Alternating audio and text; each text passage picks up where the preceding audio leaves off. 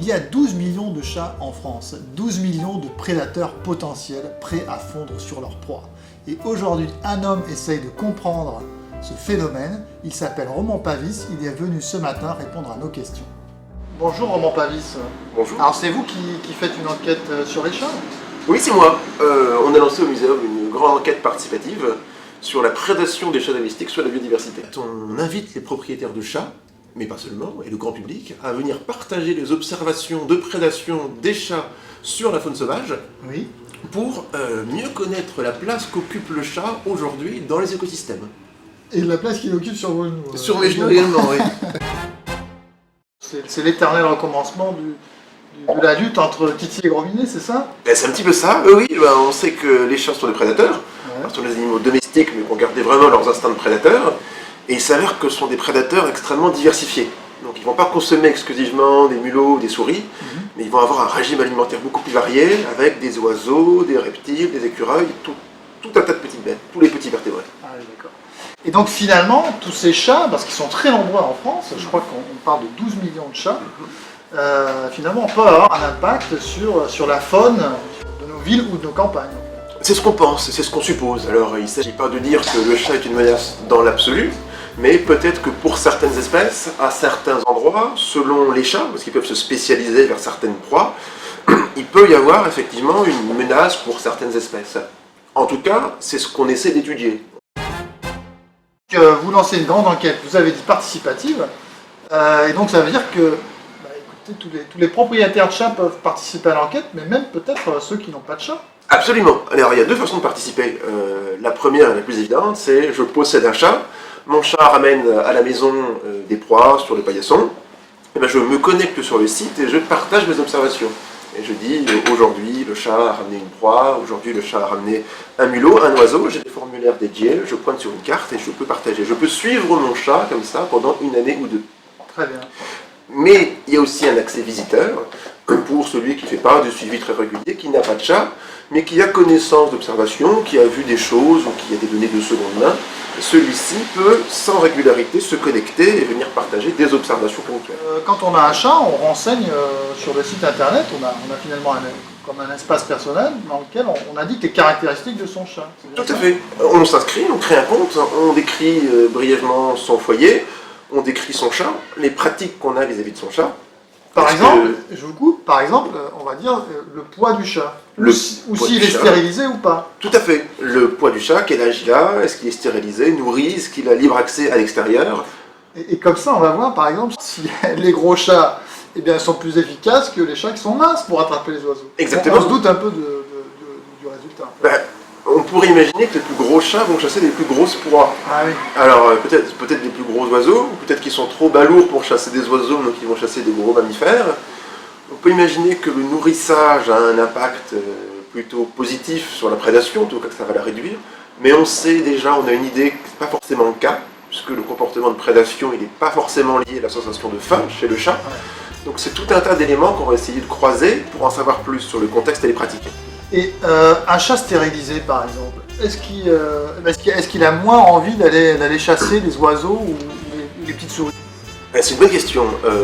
A priori, de ce qui ressort des études étrangères, le chat stérilisé va aller chasser moins loin, mais il se pourrait qu'il chasse tout autant, mais qu'il prélève ses proies dans un périmètre plus réduit. En tout cas, en France, c'est des espèces particulières, il y a une relation au chat qui est particulière, des habitats qui sont différents. Donc c'est une question qu'on se pose, on va essayer d'y répondre. La réponse, elle n'est pas ferme et définitive aujourd'hui. D'accord. On peut imaginer qu'un mâle, par exemple, de chat, stérilisé, il va passer moins de temps à chercher la femelle et donc il va aller chasser plus de souris. Exactement, c'est l'autre hypothèse. On peut avoir un chat qui est plus balourd, qui est moins actif, qui va moins loin, mais qui d'un autre côté a plus de temps à consacrer à la chasse. Mais on sait que les chats stérilisés vont aussi passer plus de temps à dormir. Donc il peut y avoir un bon côté. On a beaucoup de résultats, on ne les a pas exploités scientifiquement encore parce que c'est prématuré, mais ça a très bien marché. On a plus de 2000 participants, 2200 participants, pour à peu près 700 chats suivis dans la durée. Donc c'est beaucoup, hein. Ça veut dire qu'on a au moins 700 personnes qui vont s'investir dans la durée au suivi de leur chat, Et on a à peu près 9000 données, bientôt 10 000 données, donc 10 000 proies rapportées par les chats chez les foyers qui effectuent le suivi. Bon, et alors, d'après ce que vous avez déjà vu, est-ce que vous avez peut-être quelques anecdotes à raconter ou... Et on a une prédation, alors c'est ce qu'on supposait, c'est pas totalement une surprise, mais c'est vrai qu'on a des proies très diversifiées.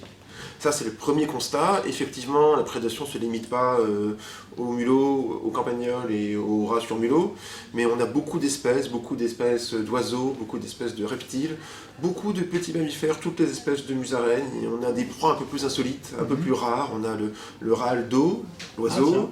On a, alors c'est exceptionnel, c'est anecdotique, on a des édictènes criards aussi qui sont capturés par des chats, donc des espèces très rares et très, très patrimoniales. Et de manière générale, je crois qu'on a plus de 150 espèces différentes qui sont prédatées déjà en quelques mois. Et est-ce que vous avez déjà pu voir quelques champions? Oui, on a repéré quelques champions, alors quelques propriétaires assidus qui suivent leurs chats, et on a pour certains chats quasiment 120-130 proies depuis le début du suivi au mois de juillet-août. D'accord. Donc on est à largement plus d'une proie par jour pour certains chats. Et d'autres à l'inverse, qui sont beaucoup moins champions et qui vont ramener un mulot ou un oiseau toutes les 2-3 semaines.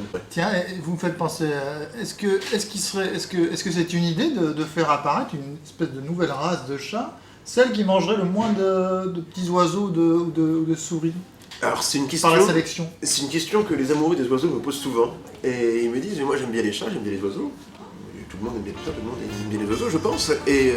Mais je voudrais que mon chat tue moins d'oiseaux. Effectivement, il y a des gens qui commencent à se pencher sur la question. On pense que certains chats de race seraient un peu moins enclins à la chasse. Mais rien n'est moins sûr, c'est-à-dire que les données concernant les chats de ces races-là sont un petit peu biaisées parce que ce sont des chats qui naturellement sont laissés moins à l'extérieur que les chats de gouttière. Donc du coup, on a un rapport à la prédation, à l'observation de prédation qui est un peu biaisé. Mais on pense qu'il y aurait certaines races de chats qui seraient moins chasseuses que d'autres. En tout cas, ça fait partie des pistes de travail qu'on a. Et comme on demande beaucoup d'informations aux gens qui participent, on leur demande aussi des informations sur la race de leur chat. Et on pourra faire ce genre de recoupement d'ici quelques mois, je pense. Alors il y a un autre aspect de l'enquête dont on n'a pas parlé, c'est le suivi GPS. J'ai vu ça sur le site. Alors c'est un protocole qu'on va développer en complément. En fait, on a l'approche participative, on va savoir des chats ce que les gens nous en disent, mais on aimerait aller plus loin en suivant les chats en tant que tels, et pour savoir un petit peu où est-ce qu'ils chassent, à quelle distance ils s'éloignent du domicile, et finalement quels sont les habitats à enjeu quand on pense à la prédation des chats sur la biodiversité. Du coup, on va solliciter une quarantaine de volontaires, on va équiper leurs chats avec des petits traceurs GPS, et sur une année entière, avec des sessions de 48 heures qui sont répétées chaque mois, on va essayer de savoir quel est le rythme d'activité du chat, et on va localiser toutes ces données de suivi pour avoir les cartes du territoire. Et vous avez déjà commencé cette opération? On a déjà testé, on teste notre matériel, on a suivi quelques chats, il y a quelques chats qu'on suit maintenant depuis 2-3 mois, ça marche très bien, on a vraiment des belles cartes. Et est-ce que s'il y a des participants à l'enquête, s'ils veulent que leur chat soit équipé d'un GPS, c'est possible? Oui, on est encore en phase de recrutement des volontaires. Alors, cette phase de travail avec les GPS, ça va se dérouler principalement sur l'Île-de-France. Du coup, moi je fais appel aux volontaires d'Île-de-France qui ont des chats qui sortent plus ou moins librement et qui seraient intéressés par ce type de suivi. Après, nous, on va exploiter cette liste de volontaires et on va sélectionner les contextes écologiques qui nous intéressent le plus. Alors, Roman, un autre avantage pour les gens, pour participer à cette enquête, c'est que finalement, à travers leur chat, ils vont pouvoir découvrir finalement la faune qu'il y a autour d'eux, c'est ça? Exactement. Et nous, c'est ce qu'on veut proposer aux gens. C'est pas seulement avoir la vision du chat prédateur et menace pour la faune, mais c'est plutôt d'amener les gens à la biodiversité, à la petite faune sauvage à travers le chat. Parce que le chat, finalement, c'est une passerelle entre le monde de la maison, le monde de jardin et le monde sauvage.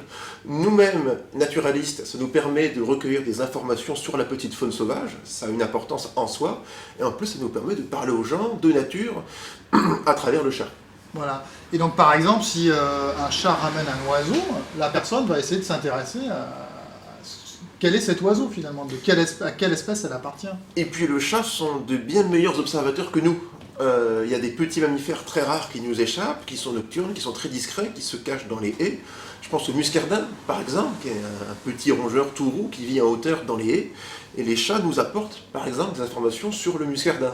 en chassant, en ramenant après dans les maisons.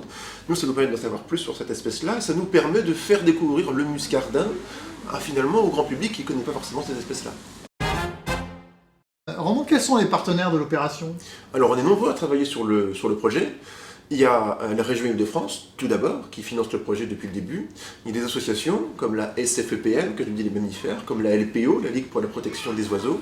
Il y a les réseaux vétérinaires qui travaillent avec nous pour essayer justement de convertir les propriétaires de chats dans leur clinique à l'outil participatif. Et on travaille aussi avec le monde de la protection animale. Et quelques partenaires privés qui nous aident pour le matériel et pour tout ce qui est un petit peu technologique. Roman, vous êtes un ami des chats ou un ami des oiseaux? Mais j'essaie d'être un ami des deux. Moi j'aime les chats, c'est mon sujet d'études. Vous en avez? J'en ai deux. Ah, Ouais, j'ai deux est-ce chats. que vous participez à l'enquête, j'espère? Je participe à l'enquête, Ah. bien sûr. Ah oui, moi je suis un ami des chats. J'ai deux chats dans le Perche qui sont chasseurs aussi, qui me ramènent des proies que parfois je ne voudrais pas qu'ils me ramènent. Ça me fend le cœur quand je vois un petit oiseau ou un héros ou des bêtes comme ça. Et je suis aussi un ami des oiseaux. Je pense qu'on a tout intérêt à étudier les liens entre les deux pour non pas travailler sur l'un à l'exclusion de l'autre, mais à travailler à la compatibilité entre la faune sauvage et les chats, dans les jardins notamment. Alors, on vous incite aussi à venir au Café des Chats. Vous pourrez découvrir eh bien, une quinzaine de chats dont vous avez la biographie ici. Et puis, on retourne aussi, on a la même chose ici. Et puis, on a un avantage avec ces chats-là, c'est que eh bien, ce sont des prédateurs, mais des prédateurs enfermés. Ils ne sortent jamais. Donc, aucun problème. Et alors ça, il n'y a pas besoin de les étudier, puisqu'ils n'ont aucun impact, finalement. C'est peut-être la solution, d'ailleurs, d'enfermer les chats, non? C'est peut-être une partie de la solution, mais je crois que c'est pas si simple. D'accord, très bien. On va à bientôt sur Nature TV.